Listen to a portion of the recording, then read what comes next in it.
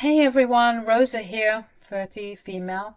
Let me spill some tea about how I dodged a bullet and got out of a toxic situation. It's a little crazy, but it's a reminder to always listen to the kids because they might just save your life. Ironically enough, they're smarter than you think, so buckle up for this roller coaster. I met Kurt on Tinder last year. Now, I was kind of giving up on love, you know. I was 2 minutes away from deleting the app altogether, but he swiped right, and I thought, why not? He wasn't my type, but sometimes you got to step out of your comfort zone, right? Well, that was a big mistake, let me tell you. We went on a few dates, and at first he was charming as heck. Made me feel like I was the only girl in the world. Classic love bombing, you know the drill. But here's the kicker. 3 months in and he's already talking about marriage. Like, hold up, buddy. We just started dating. Can we slow down a bit? He had this whole spiel about us being made for each other and he couldn't live without me. Red flags, anyone? Stupidly, at the time, I was soaking it all in, thinking I was entering my soft girl era and finally getting the love and appreciation I deserved. Thanks, daddy issues. Little did I know a storm was brewing because this was all a part of his plan. Kurt was upfront about having a son and being a widower on his Tinder profile. Points for honesty. I guess the honesty drew me in because, you know, a single dad does his best, not something you see every day. He kept talking about us being a big happy family, and I get it. He wanted a mother for his kid. At first, the love bombing seemed cute. Like I said, I was lapping it all up, but when he started pushing for marriage more and more, that's when the alarm bells started ringing.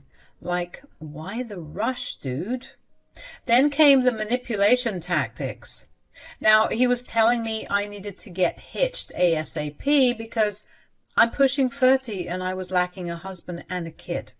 I was ready to call him out on being a misogynistic jerk, but he pulled out the big guns, talking about biological clocks and whatnot.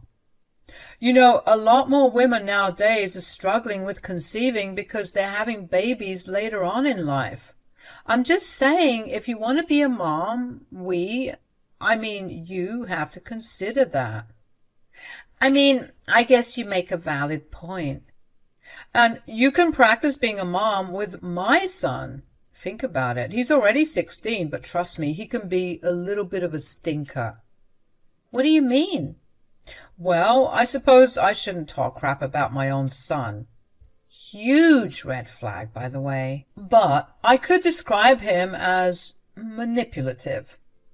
Manipulative? How? He's literally a kid. You don't know him like I do. He's manipulative and rebellious. I guess that's expected. He's 16 after all. You're not doing a good job selling this whole motherhood thing, hey? But don't you see? Taking care of Herbert is going to help you out a lot. Kids are always crazy and rebellious like that. So it's better if you handle it now with a kid who isn't in his terrible twos anymore. Yeah, he's a bit of a prick, but it's nowhere near as tough as dealing with a newborn. This'll be a good seg. Can you believe I actually fell for it? Kurt had this way of making it seem like I needed to experience parenting with his son Herbert before diving into the whole baby thing. He painted this picture of how tough it would be, and I bought it hook, line, and sinker. Despite my initial reservations, he kept pestering me until I caved. We'd only been officially together for about 6 months, and everyone around me was screaming, "Don't do it!" Friends, family, they all warned me. But call me love-struck or something, I was ready to cut off ties for this man. They were unsupportive, of course, but I just didn't care at the time. Our wedding day came and only a handful of my friends showed up. It was a bit sad, but I was convinced that marrying Kurt was the best decision ever. I also got a chance to properly get to know Herbert. He's a sweet kid, quiet, reserved, but sweet nonetheless. Our wedding day turned out pretty good, all things considered. I was quite happy about it all. Kurt and I had our honeymoon and we returned to his home where we found Herbert. But almost immediately I could tell something was off. When Kurt got home, instead of greeting and hugging his kid, he immediately started barking orders at him. Herbert, being the shy sheep he was, just complied. It just seemed like a loveless relationship, and I awkwardly tried to play it off sometimes. But when Kurt was being particularly bossy and pushy and mean, I would butt in. Big mistake. "Herb, get me a root beer." "Please." "What?" "I was just saying you could say please." "Don't tell me what to do." Whoa, take it easy. I was just saying, I've noticed you treat Herbert like he's your slave." "What did you just say to me?" I was just saying that I feel like, you could be a bit nicer to your kid is all." "Don't tell me how to parent my kid. He's not a slave, right, Herb?" "Right, Herb?" "Right. I'm not a slave." Come on, are you serious? "Say one more word. I dare you." I had to button my lip right then and there. I could now see the cracks in the relationship. He had never spoken to me like that before, and I was so shocked and low-key scared. This is how it went for about 2 months or so. I was a bit sheepish approaching Herbert because I wanted to check up on him and see how he was doing. So one day I went to Herb's room and knocked on the door. He reluctantly let me in, and I could tell he was super nervous trying to talk to me.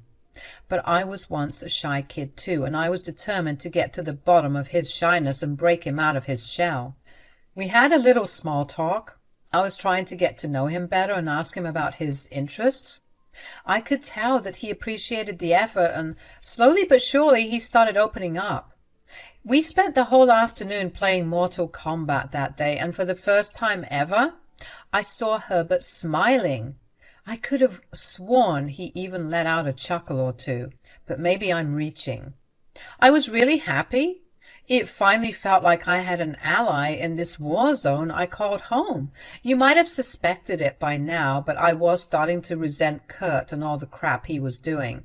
He became the poster child for wife beaters, your typical emotionally unavailable drunk, always stumbling home and cursing at everyone and everything. A very angry man.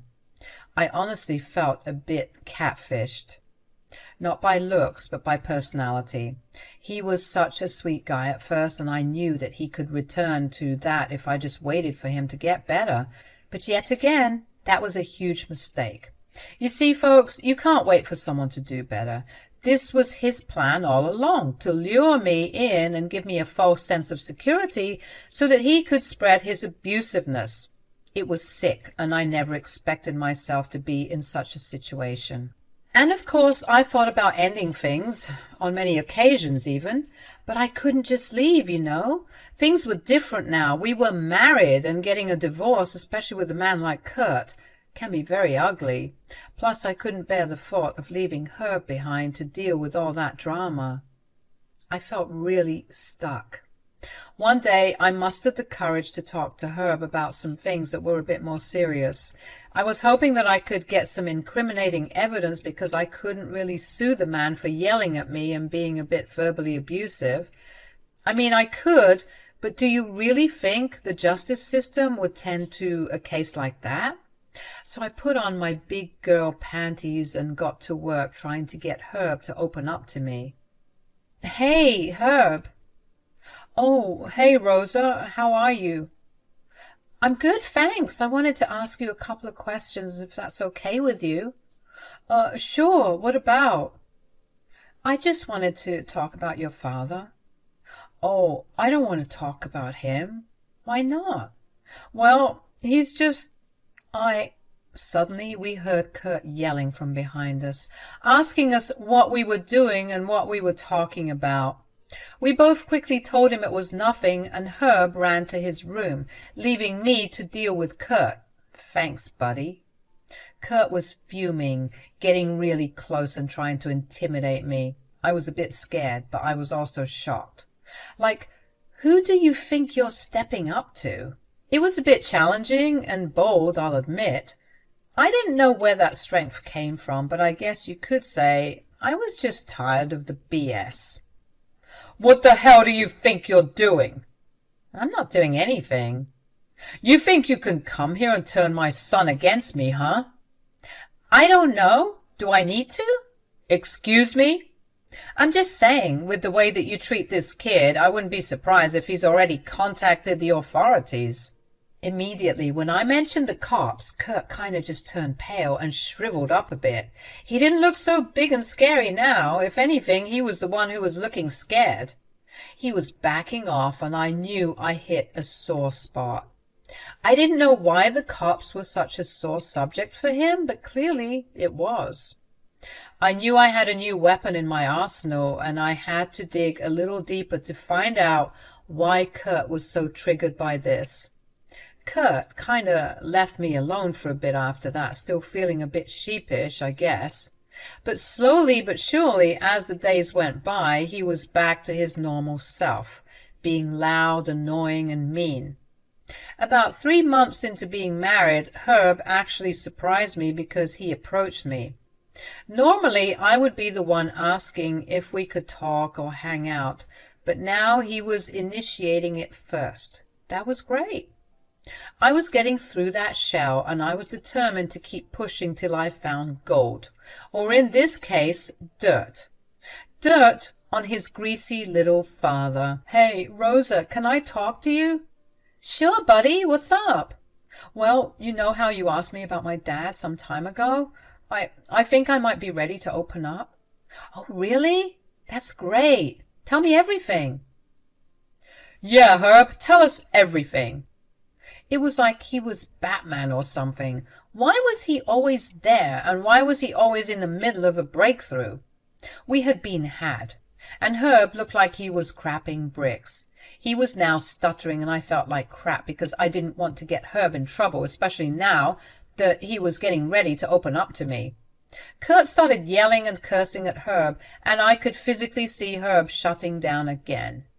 Oh no, all of my hard work of getting him to open up was fading away right before my eyes. Kurt was a real piece of work, I tell you, making his kid feel so small and inferior like that. I had to step in, so I started yelling back at Kurt, telling him to leave Herb alone. Kurt and Herb were surprised by this. I guess they weren't used to Kurt being challenged, and this gave Herb a chance to leave and Kurt to direct his anger at me. What the hell do you think you're doing? I'm talking to my stepson. You think you're so slick, huh? You think you can just waltz in here and poison my son? What game are you playing at? I could ask you the same thing, buddy. Watch who you're talking to. You watch who you're talking to. You can't speak to me that way. Or what? Or I'll call the cops. Yet again, Kurt was cowering at the mention of the police. Very interesting. I was convinced at this point that he had a bad run-in with the law at some point in his life. He'd obviously never opened up to me about that, which is why Herb was the key to getting to the bottom of this. Kurt stomped away, cursing under his breath to hide his embarrassment. And I knew that under all of that aggression and anger, he was just a scared, insecure little boy. Still, it didn't mean that he could walk around and bully everyone he came across. I had to strike while the iron was hot, and I had to get Herb to open up to me because I was convinced that Kurt was a really, really bad guy. Another month had gone by, and during that time I wasn't pressuring Herb into anything. I genuinely wanted to hang out with him and continue to get to know him better, and he was becoming quite a smiley and happy person because of this. Of course, Kurt wasn't having any of it. He just thrived off of being miserable, I guess, and it was so annoying, like, leave the kid alone.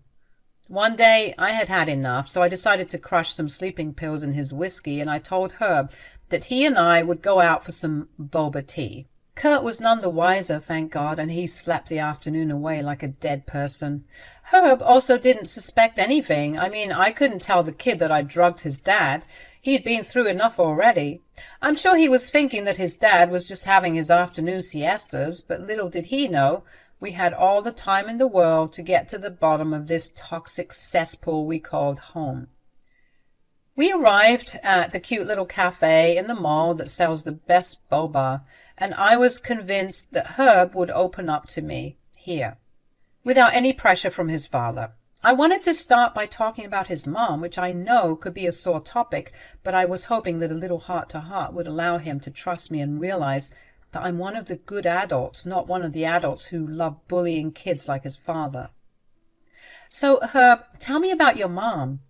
My mom? Yes. I'm sure she was such a lovely woman. I would love to get to know a bit about her if you're comfortable with that. Oh, sure.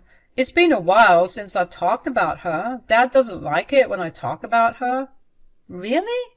Because he told me that he misses her very much. Really? Wow, that's strange. Why is that strange? Because he hasn't spoken about her in years. I mean, just ever since Mom died, he's been really, really bad. He was always like this, but it got worse after she died. He's always been like this? Yeah, I don't remember much because I was like 9 or 10, but he didn't really like my mom. Hey. What would he do? Honestly, she was kind of like you. She was always challenging him and fighting back, and then the night when she died, oh God. It's okay if you don't want to talk about it, sweetie. I can see you choking up. No, I need to get this out. It's been so long, and I'm tired of carrying this weight on my shoulders. There's something I should tell you. What's going on? The night my mom died, they got into a huge fight. She had sent me to my room because she didn't want me to see what was happening. I tried to go to sleep, and I guess eventually I did, because when I woke up in the morning, my dad told me that she had died. What? How did it happen? He never really said. He just said he went to sleep and he woke up and found her dead. Wow, that's really suspicious. I thought so too, but every time I tried to bring it up, he would yell at me. I'm so sorry you had to go through that. You didn't deserve that. I learned that I needed to just keep my head low because no matter what I did, he was always yelling at me. We need to get to the bottom of this, Herb. I can only help you if you help me help you. I can't, okay? I can't do it. You should run while you still can because this family has a whole closet full of skeletons, okay? What skeletons? I can help you, I promise. I'm not going to leave your side. He paused after I said that. It looked like he was trying to hold back tears. Eventually, after a beat of silence, he said this. Well, I guess here goes nothing. He very reluctantly started telling me something very serious. He pulled out his phone and showed me a scanned copy of a police report that was filed by his late mother, Kate. It was detailing a domestic violence dispute that they had, and once I saw it, my jaw dropped. Herb was now getting scared, thinking that he made a mistake showing me this information, but I told him he didn't need to worry and that he could keep going. I found this last year. I was messing around in my mom's old files just to feel her presence, I guess, and I saw it, and I scanned it, and it's been saved in my phone ever since. I saw the picture on his phone, and I was gobsmacked. It was a police report that Herbert's mom had filed against Kurt, detailing some horrific domestic abuse claims. She had also attached some pictures to the report, and I gotta say, they were pretty hard to look at.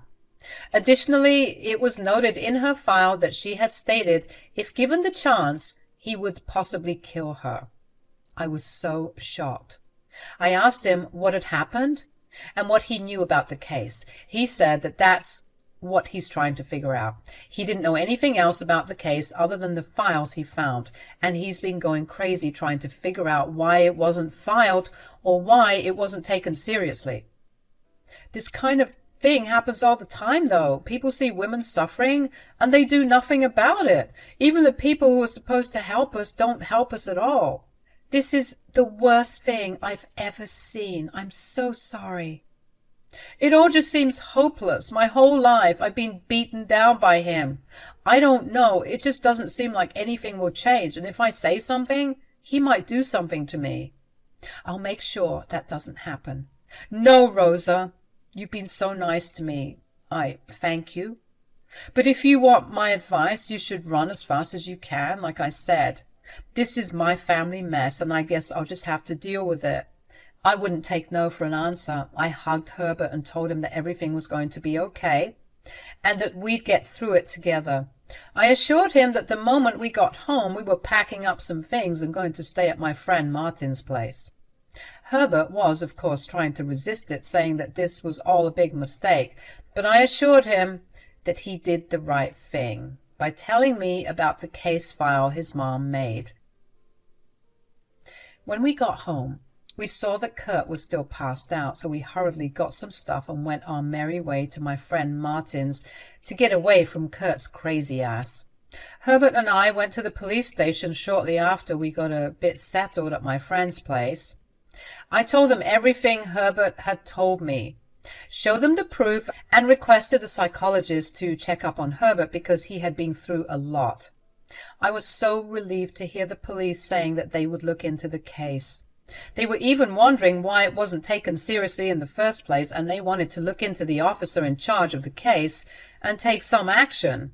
I made sure to keep communicating with them to see if this could stand as enough evidence as grounds for divorce, obviously, but also to get custody of Herbert since he was currently living with me. Fast forward a couple of days and Kurt was arrested in his home.